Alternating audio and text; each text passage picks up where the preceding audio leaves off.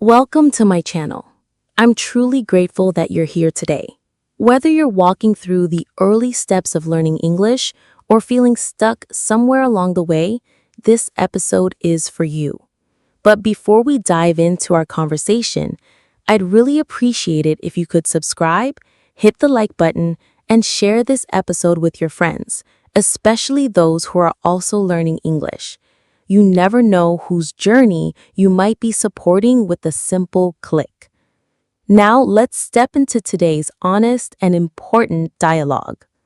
Miss Elena, may I speak frankly for a moment? Of course, James. You know my door is always open. What's on your mind? I've been struggling. Deeply. I study almost every day. I follow every rule I'm taught. I listen to podcasts. I read articles. I even talk to myself in English sometimes. But still, when I try to express myself with others, the words disappear. My mind goes blank. I feel like I'm failing. James, thank you for opening up with such honesty. What you're describing is not failure. It's the weight of genuine effort meeting the natural resistance of growth. And I want you to hear this very clearly. The fact that you're frustrated is proof that you care. You're not indifferent. You're not passive. You are fighting. And that fight is where transformation begins. But shouldn't I be better by now? I've put in so much time. It's been months, even years. Yet sometimes I still struggle to form a correct sentence. I mispronounce words I thought I had mastered. People look confused when I speak. It makes me question everything. Let me tell you something important, James. Fluency is not a straight path. It's more like a spiral. You revisit the same topics again and again, each time at a slightly deeper level. That's how true mastery works. Even native speakers make grammar mistakes. They pause, they search for words. So why do we hold ourselves to a higher standard when learning a second language? I guess I keep comparing myself to others, to people who seem to speak so naturally. Comparison is a thief, James. You see the result, but not the effort. You hear their fluency, but not the hundreds of silent hours they spent reading, listening, failing, and trying again. Language is not a race. It's a journey, one that rewards consistency far more than speed. Every single time you practice, you're carving new pathways in your brain. And those pathways become stronger, deeper, faster with repetition. It's invisible progress until suddenly one day you notice, wait, that used to confuse me and now I understand it. But I'm tired of memorizing vocabulary only to forget it a week later. And grammar, the rules twist in my mind. I study them, I think I understand them, and then I speak or write, and they vanish. I know that pain well, James. Vocabulary and grammar are like seeds. You can't just drop them into your memory once and expect them to bloom. They need revisiting, repetition, use. Instead of memorizing a word once, return to it 5 or 6 times over days or weeks. Use it in a sentence. Say it out loud. Write it in your journal. Imagine a story with it. And grammar? Think of it not as a set of rigid rules, but as patterns. Start noticing those patterns in books, in shows, in lyrics. Internalize them. You see, the problem isn't that your brain is weak, it's that you're trying to learn like a robot, and you're not a robot. You're human. You need emotion, context, and repetition. So, I should stop using flashcards? Not necessarily. Flashcards can be helpful, but they should be a small piece of a bigger puzzle. Real learning happens when you connect the words to real emotions, to real conversations.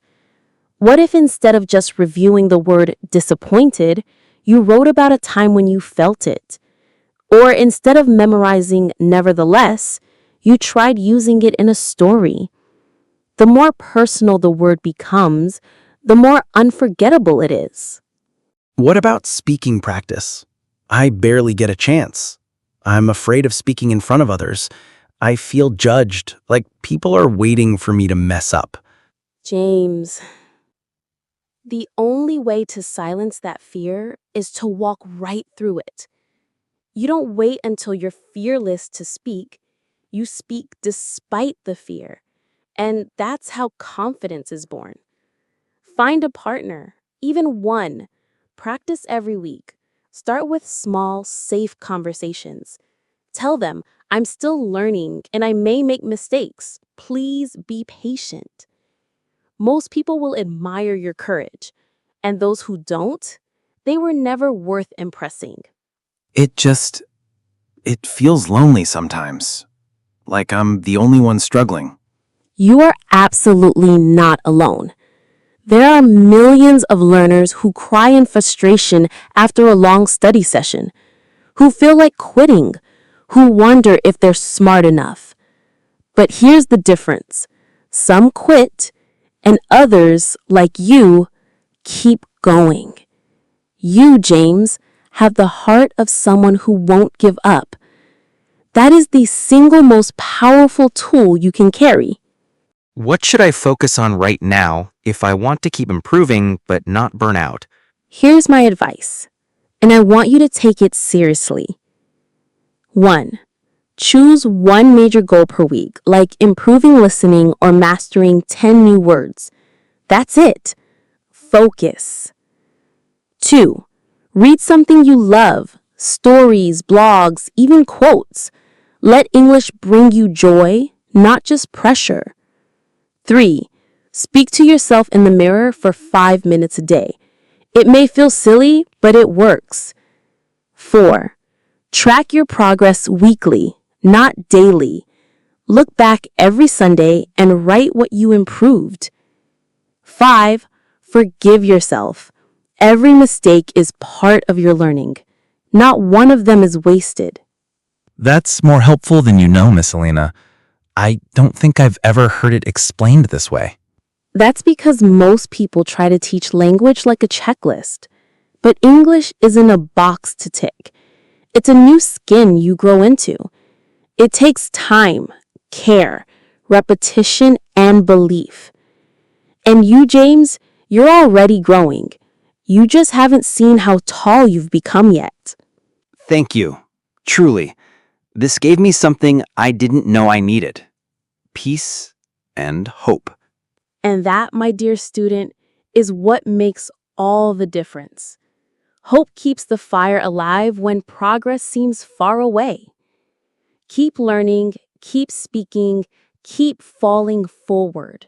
You're doing beautifully. And remember, this journey is yours. Own it with pride. Now, to everyone listening, thank you for joining us. If this episode gave you any helpful idea, please support us by subscribing to the channel, leaving a comment below, and sharing this episode with a friend. You never know who might need these words today. See you in the next one. Stay brave, stay curious, and above all, keep speaking.